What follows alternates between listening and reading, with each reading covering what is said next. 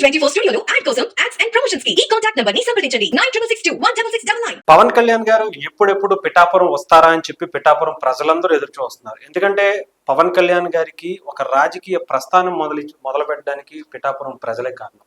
ఎందుకంటే పవన్ కళ్యాణ్ గారు గతంలో 2 చోట్ల పోటీ చేసి 2 చోట్ల ఓడిపోయినా సరే ఈసారి పిఠాపురంలోనే పోటీ చేయాలని ఆయన నిర్ణయం తీసుకున్నారు. లేదంటే నిజంగానే దైవ సంకల్పం అనేది తెలియదు, కానీ అక్కడ ఉన్నటువంటి ప్రజలందరూ కూడా పవన్ కళ్యాణ్ గారిని గుండెల్లో పెట్టుకున్నారు.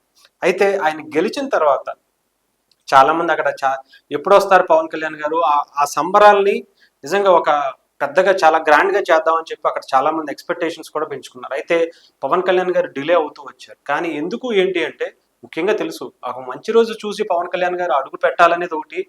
ఇంకొకటి ఏంటంటే పవన్ కళ్యాణ్ గారు ఒక పదవి అంటే రాజ్యాంగబద్ధంగా ఉన్నటువంటి ఒక పదవి, అలాగే ఒక మంత్రిత్వ శాఖతో వెళ్తే ఆ ఇంపాక్ట్ వేరు. నిజంగా అంటే మనమే ఆలోచించుకోవచ్చు, ఒక సాధారణ పిఠాపురం ఎమ్మెల్యేగా అడుగు పెట్టాలి అంటే ఒకలా ఉంటుంది, ఇప్పుడు డిప్యూటీ సీఎంగా అడుగు పెడితే ఒక స్థాయిలో ఉంటుంది.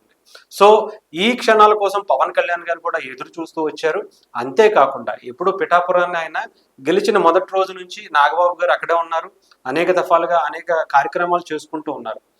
ఇంకొకటి ఏంటంటే ముఖ్యంగా అక్కడ అభివృద్ధి పనులు కూడా పవన్ కళ్యాణ్ గారు దగ్గరుండి స్టార్ట్ చేయించేశారు నాగబాబు గారి చేత. అయితే పవన్ కళ్యాణ్ గారు ఎప్పుడు రాబోతున్నారు, దీనికి సంబంధించి ఒక అఫీషియల్ ట్వీట్ అయితే వచ్చింది జనసేన పార్టీకి సంబంధించి. 1వ తారీఖు నుంచి రాష్ట్ర ఉప ముఖ్యమంత్రి పవన్ కళ్యాణ్ గారు పిఠాపురంలో పర్యటన చేస్తారని చెప్తున్నారు.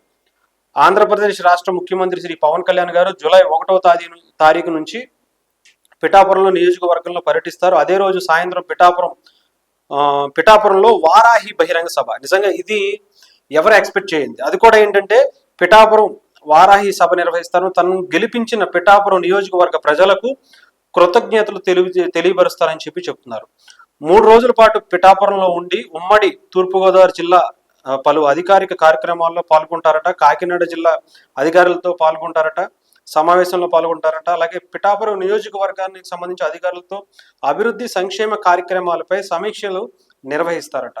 పిఠాపురం నియోజకవర్గ అభివృద్ధి మౌలిక సదుపాయాల కల్పనపై ప్రత్యేక సమావేశం నిర్ణయించారని చెప్తున్నారు. అంతేకాకుండా పవన్ కళ్యాణ్ గారికి ఎంతో ఇష్టమైనటువంటి కొండగట్టుకి ఆయన ముందు 29వ తారీఖు వెళ్ళింది. ఎందుకంటే వారాహి చెప్పాలంటే అక్కడి నుంచే స్టార్ట్ చేశారు. కొండగట్టులో ఆయన దర్శనం చేసుకుని కొండగట్టు దగ్గర నుంచి ఆయనకి పునర్జన్మ ఇచ్చినటువంటి కొండగట్టు ఆంజనేయ స్వామి దగ్గర నుంచి ఆయన వారాహి స్టార్ట్ చేశారు.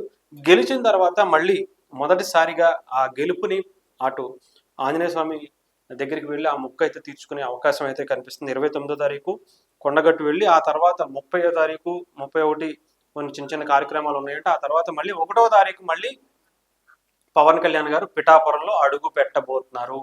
ఇది ఒక అద్భుతమైనటువంటి విషయం అనమాట. ఎందుకంటే చాలా మంది పవన్ కళ్యాణ్ గారి గెలుపు కోసం ఎంత కష్టపడ్డారో తెలుసు. పిఠాపురం ఒకప్పుడు ఎవరికి ఏదో కాకినాడ పక్కన ఒక పేరుగానే వినపడింది, కానీ ఇప్పుడు పిఠాపురం అంటే ఒక బ్రాండ్ గా క్రియేట్ అయిపోయింది పవన్ కళ్యాణ్ గారు అక్కడ పోటీ చేయడం వల్ల. పవన్ కళ్యాణ్ గారిని ఎంతమంది ఓడిద్దామని చూసినా, ఎంతమంది ఎన్ని కోట్ల రూపాయలు అక్కడికి వచ్చి పెడదామని చూసినా కూడా అక్కడ ప్రజలు ఎవరు కూడా భయపడకుండా పవన్ కళ్యాణ్ గారి గెలుపు ఒక భారీ స్థాయిలో ఉండాలని చెప్పి నిలబడ్డారు. అది సక్సెస్ చేసి చూపించారు. ముఖ్యంగా చెప్పాలంటే అసలు పిఠాపురం అంతా కూడా అందరూ కూడా సెలబ్రిటీస్ అయిపోయారు. ఇప్పుడు సోషల్ మీడియాలో ఏ ఛానల్ చూసినా పిఠాపురంలో ప్రతి వ్యక్తి కూడా ఏదో ఒక సందర్భంలో మీడియాతో మాట్లాడిన వ్యక్తులే ఉంటారు. అటు పవన్ కళ్యాణ్ గారి గొప్పదనం గురించి, జనసేన పార్టీ ఓటు వేస్తారా లేదా అని చెప్పడం గురించి కావచ్చు, అసలు పవన్ కళ్యాణ్ గారి వ్యక్తిత్వం గురించి చెప్పడానికి కావచ్చు, పవన్ కళ్యాణ్ గారికి ఎందుకు ఓటేయాలి, ఎందుకు ఓటేసామని చెప్పడం గురించి కావచ్చు, పిఠాపురంలో ప్రతి ఇంటి వ్యక్తి కూడా మీడియాకి ముఖ్యంగా ప్రపంచానికి పరిచయం అయిపోయారు. సో పవన్ కళ్యాణ్ గారి కోసం ఎదురు చూస్తున్నటువంటి పిఠాపురం ప్రజలకి, నియోజకవర్గ ప్రజలందరికీ కూడా ఒక అద్భుతమైనటువంటి శుభవార్త ఇది. పవన్ కళ్యాణ్ గారు అడుగు పెట్టబోతున్నారు. నిజంగా ఆ మాటే అక్కడ చాలా మందికి వైబ్రేట్ వస్తుంది. ఎందుకంటే పవన్ కళ్యాణ్ గారు గెలిచిన తర్వాత ఆంధ్రప్రదేశ్ డిప్యూటీ సీఎంగా ఆయన అక్కడ అడుగు పెడితే అది ఎలా ఉంటుందో ఒక్కసారి ఇంపాక్ట్ చూసుకోండి. ఎందుకంటే గతంలో ఒక రాజకీయ నాయకుడిగా, ఒక నిజాయితీ గల రాజకీయ పార్టీని పెట్టి ఇన్ని సంవత్సరాలు ఒక కష్టాల్లో ఉండి కూడా అనేక ఇబ్బందుల్లో ఉండి ఆయన నడిపిన తీరు చూస్తాం.